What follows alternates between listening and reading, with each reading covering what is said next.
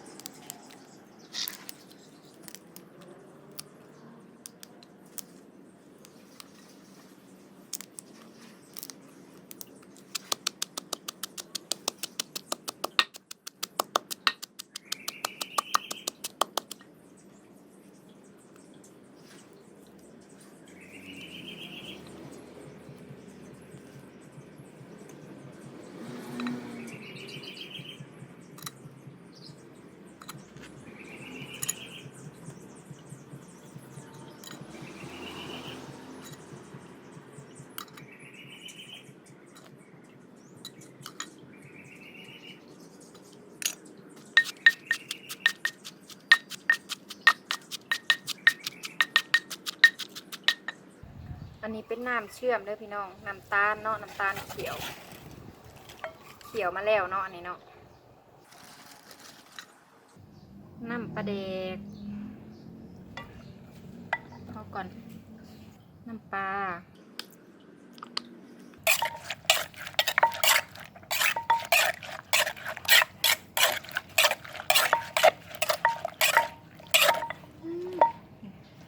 สีสันชิมก่อน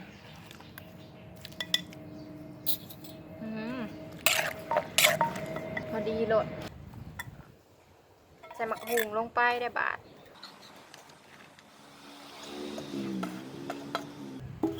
ห้ามได้ซับหมักหุงเนาะเอ้ย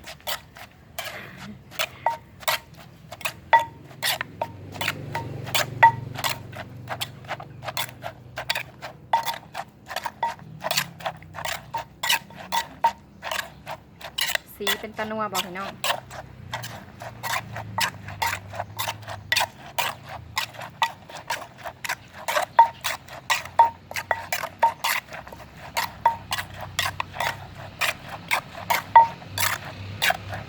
ชิมก่อน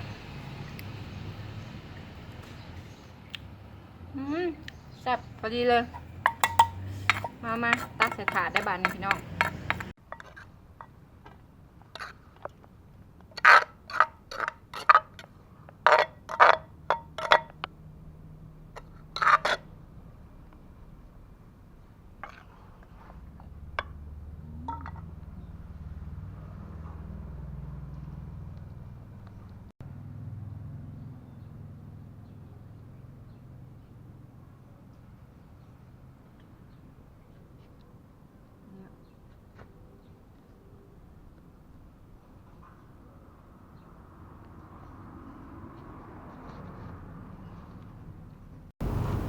สบายดีพี่น้องสบายดีสบายพี่น้องมากินข้าวทำกันวันนี้มา3 คนเนาะอันนี้นางส่องสาวฝั่งคลองเนาะอันนี้ก็ไอ้หำเนาะที่เคยเห็นในคลิปนั่นแหละอันนี้เป็นน้องทรายเนาะน้องทรายของสาวนางเนาะมากินข้าวนำกันเด้อพี่น้องเด้อวันนี้เด้อมีตำหมกหุงแล้วก็มียังแน่เสนอเพื่อนแน่ทอดไก่ทอดไส้กรอกสิ้นแห้งทอดสิ้นแห้งเนื้อแดดเดียวเนาะแล้วก็พักคะนี่ค้นมาเป็นสวนเลยพี่น้องเอ้ยอ่อนๆโลดมาเด้อที่ลงมือได้นี่ก็ตำมะหุงเนาะแล้วก็ขาดบ่ได้คือข้าวเหนียวมากินกันเลยเห็นบอกมาเด้อพี่น้องเด้อขออนุญาตลงมือเด้อ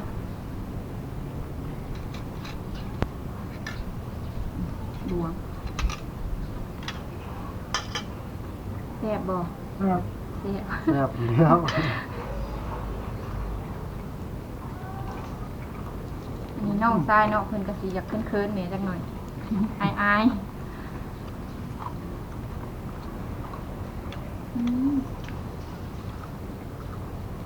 สิแหงนี่นัว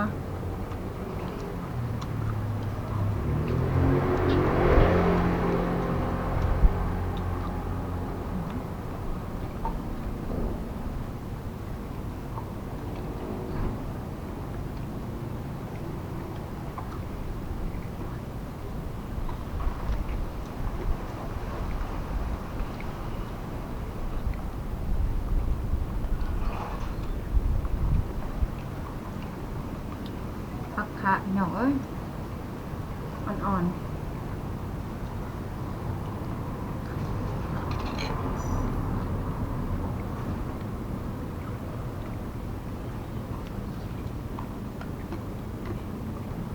ใส่มือแซ่บ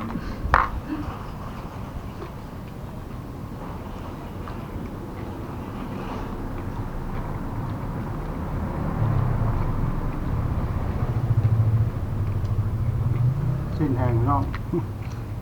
เนื้อแดดเดียว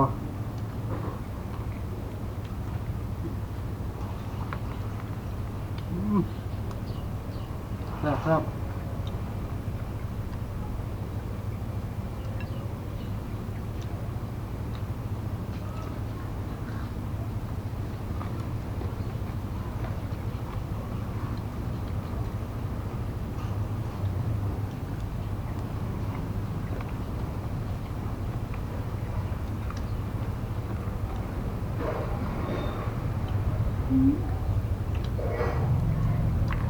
แซ่บอีพี่น้องเอ้ย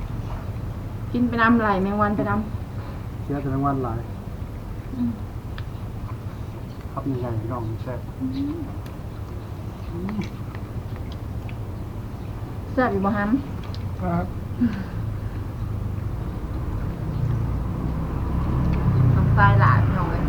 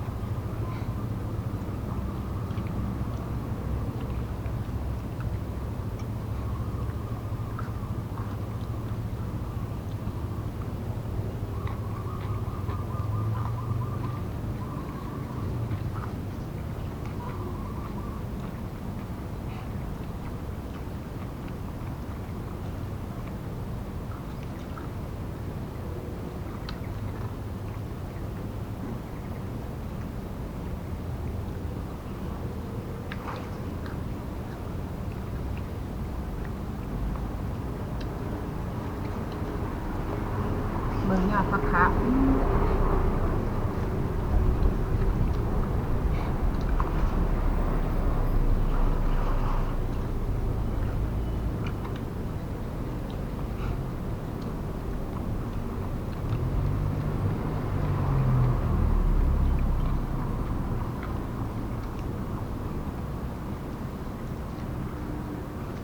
ตั้งมาหุงกันนัวนัว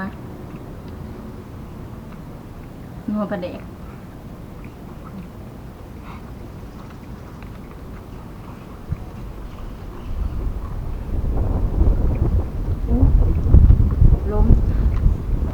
ล้มคือคนตกนี่พี่น้องเอ้ย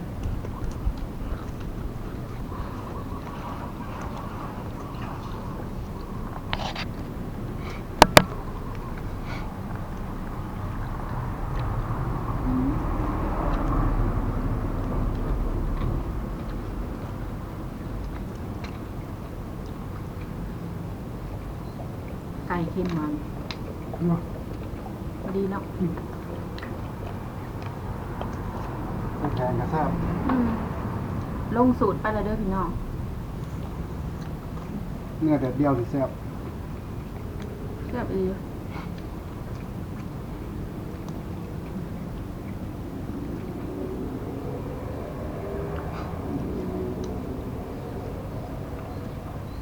มีตังค์ซื้อเนื้อซื้อเอ็ดมาแล้ว เหนียวขนาด เนื้อดีๆแพงเนี่ยโลถึง230 260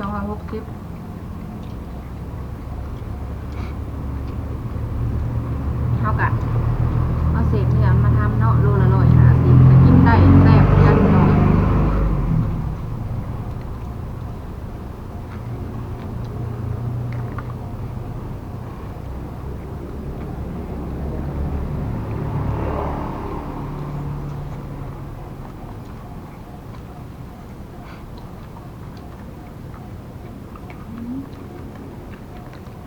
นกพะมั่งค่ะเนาะ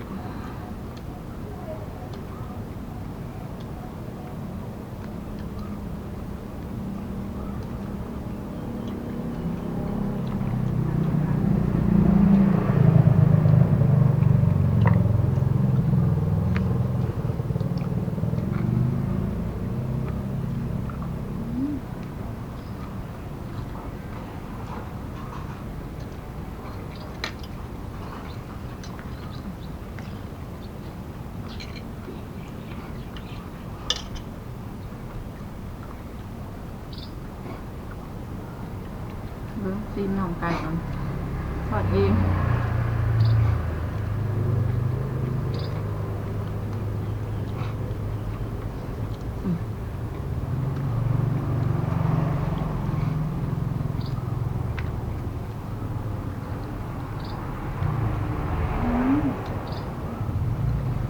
แซ่บ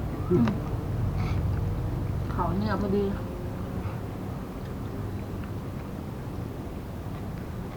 ทุกอย่างเห็ดเองพี่น้องเอ้ยที่กินอยู่นี่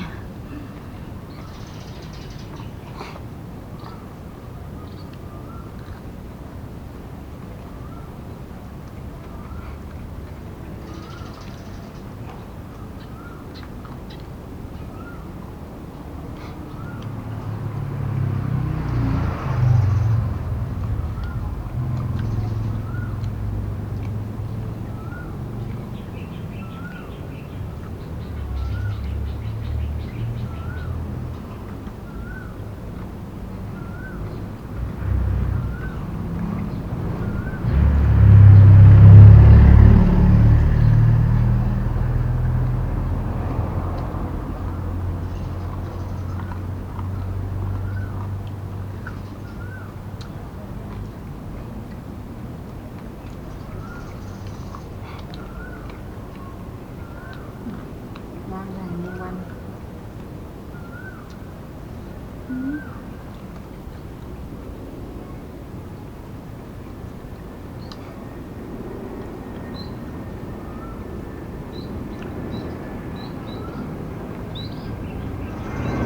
มันก็แซ่บที่ปากบ่ติ้ง แซ่บมันอยู่แล้ว อาหารบ้านๆเฮาเนาะแซ่บมาก แซ่บ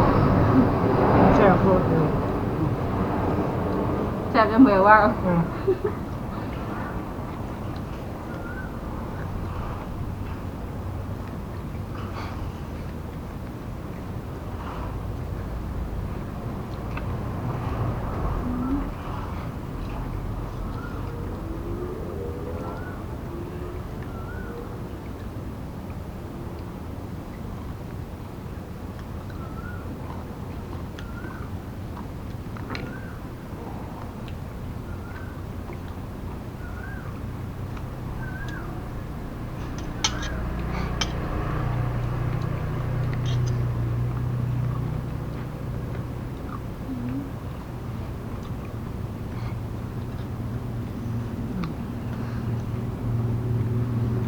มักนี่ไง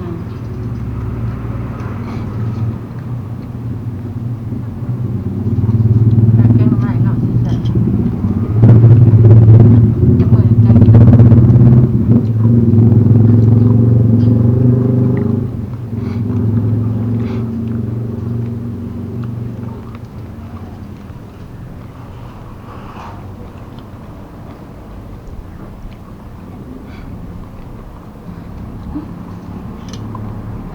ปากกว้างๆเนี่ยพี่น้องเบิ่ง อ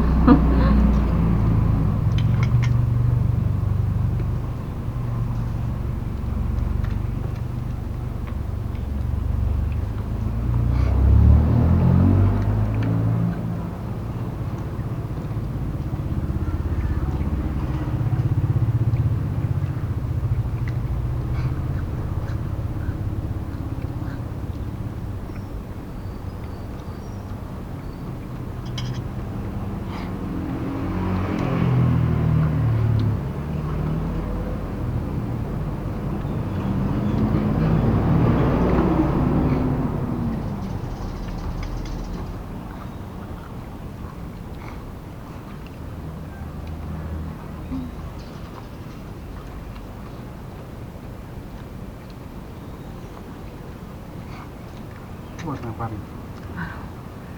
บ่มีใครอันเห็นน้องไก่ยังไง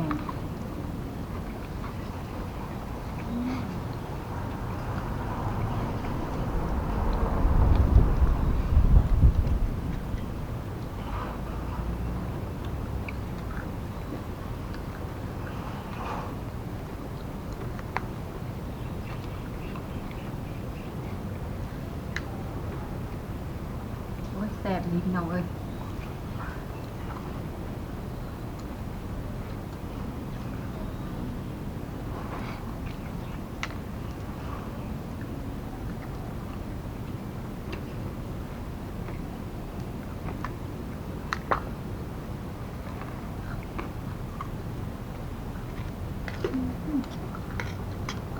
กินเลยนะ ปีกไปเลย มาลาพี่น้องเลยเด้อ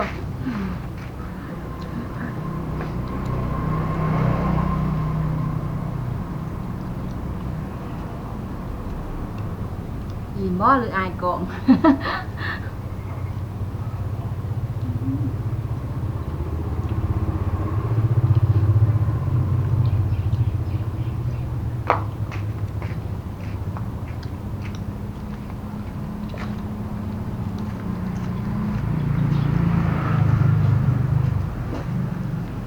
วันอื่นเอาไปก่อน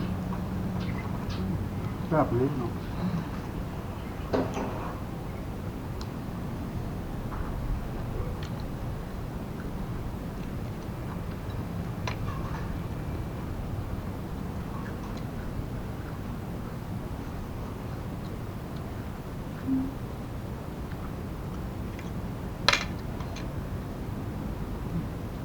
ให้เห็นลูก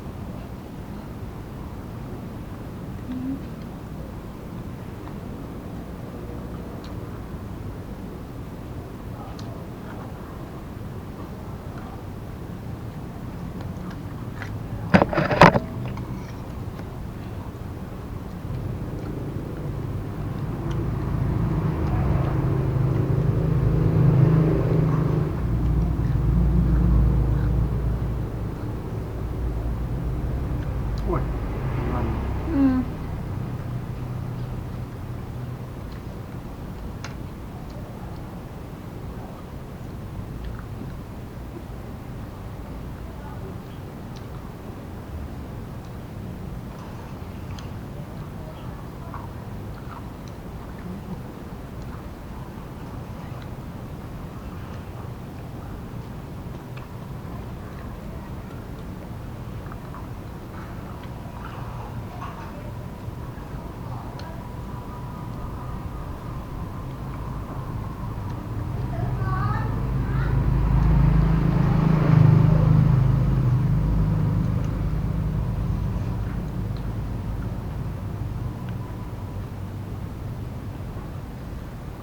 มันเลยหน่อย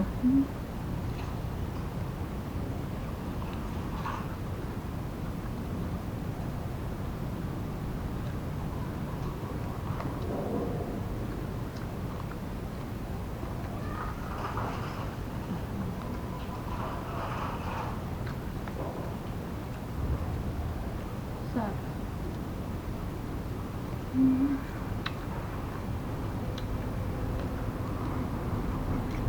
เริ่มเผ็ดแล้วพี่น้องเอ้ย เผ็ดดีว่ะ เผ็ดแล้วเนาะ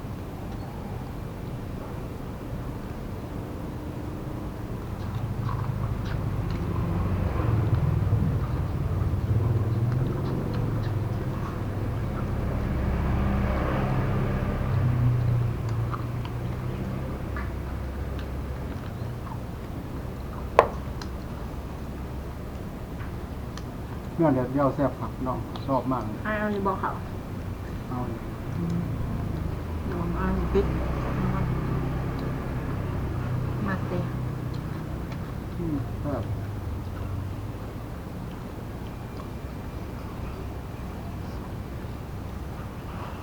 แซ่บดี เอาเศษเอ็นมันมาเนาะมันกับโบแพงกันเนื้อรส บ่ได้ทางเขาเอาอันเนื้อล้วน มาเห็ดแบบเวลาเอาไปทอดกินเนี่ยมันแข็งก็แล้วแต่ผู้หมักเองอะไรเนาะ มันจะไขมันเนาะ อ้วน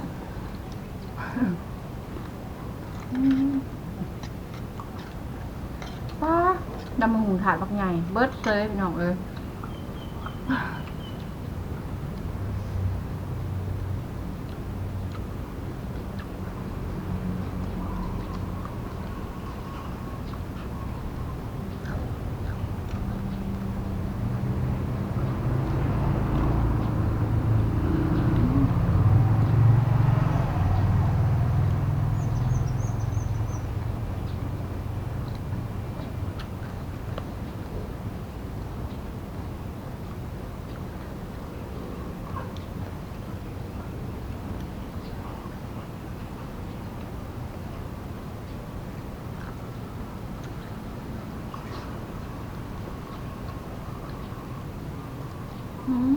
เผ็ดคือกันเนี่ยน้ำมูกเริ่มจะไหลแล้ว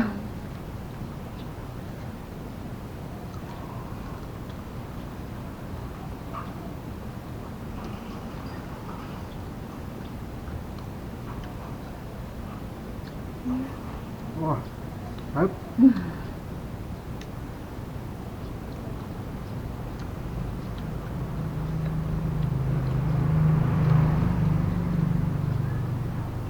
ปะฮาราพี่น้องมันถึงเลยเดี๋ยวพี่น้องสิเบื่อโอเคพี่น้องสำหรับมื้อนี้กันนางกับไอ้ฮามกับสิคอลูก เพชรขอตัวลาไปก่อนเด้อพี่น้องเด้อ ต่อมากดซับสไครต์ไลน์ให้เด้อพี่น้องเขามาเบิ่งในไลน์เนี่ย ทำมาเป็นกำลังใจให้นางกับไอ้ฮามเนี่ยเด้อพี่น้องเด้อเพชรแห้งพี่น้องเอ้ยเว้ากับบ่ถึก ช่วงนี้ก็ผมมีงานทำเนาะติดโควิดบ่ว่าไผเลยเนาะพี่น้องเป็นกันทุกคนนั่นแหละ ได้รับผลกระทบทุกส่วน สู้ๆไปด้วยกันนี่แหละพี่น้อง สู้ๆไปนำกัน เดี๋ยวมันก็ผ่านไปเนาะพี่น้องเนาะเป็นกำลังใจให้กันเนี่ยเด้อ บ่ว่าไผกับทุกคน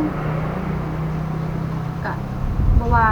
ประเทศไทยหรือลาวกับผลกระทบกับ ทั่วประเทศ ทั่วประเทศทั่วโลกนะ ทั่วประเทศแล้วก็ มันเว้าบ่ได้เนาะเฮ็ดแนวใดมันมามันระบาดแล้วเนาะเฮาก็ปฏิบัติตามที่เพิ่นประกาศนั่นแหละเนาะ ถึงมันได้มานั่งกินให้พี่น้องเบิ่งนี่แหละ แม่นปกติบ่มีเวลามานั่งจังซี่เด้พี่น้องเฮ็ดแต่ ทำงาง าน น เดียว ทำงานจันทร์หาเสาร์เนาะสิมีเวลาว่างวันเดียวคือวันอาทิตย์ก็ เขามาคอมเมนต์เขามาแชทกันหลายๆเด้อพี่น้องเป็นกำลังใจกันนี่เด้อเป็นว่าก็ได้ แม่ เนาะ น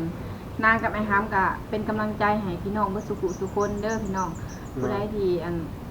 ลำบากเดือดร้อนอยู่ตอนนี้ก็สู้ๆไปนำกันเนาะเดี๋ยวมันก็ผ่านไป กำลังใจทำคลิปอีกเนาะพี่น้อง แม่นสำหรับมื้อนี้ก็สิขอตัวลาไปก่อนถ้าอย่าลืมเด้ออย่าถ้ามักก็อย่าลืมกด Subscribe กดไลค์กดแชร์กดกระดิ่งให้นางนำเด้อคอมเมนต์มาลิ้นนำกันก็ได้พี่น้องเป็นกำลังใจให้นางกับไอ้ฮามเด้อสำหรับมื้อนี้ก็บายสบายดี สิขอไปกินต่อให้เบิด เพราะตอนนี้เพชร